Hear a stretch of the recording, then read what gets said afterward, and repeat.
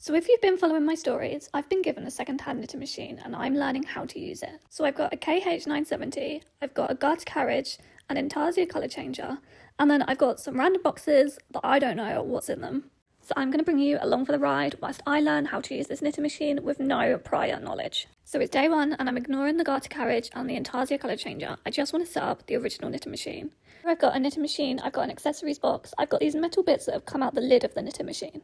And then I seem to have a whole other knitting machine. So after I did this story, I had a Google and I found out that second one is actually a ripper. So we're ignoring her for the moment, we're just focusing on the main knitting machine and getting that set up. Because this knitting machine didn't come with a manual, I've managed to find one online, so I'm reading this off my iPad whilst I'm learning how to assemble the knitting machine. So she was pretty easy to set up. I've added these two bits to the ends that stop the carriage falling off.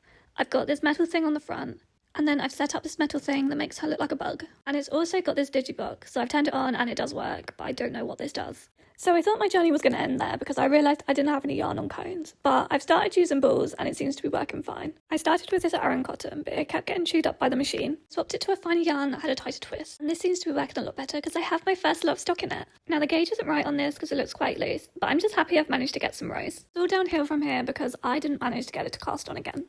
It kept only casting on the first few stitches or just not at all. So I called it a day.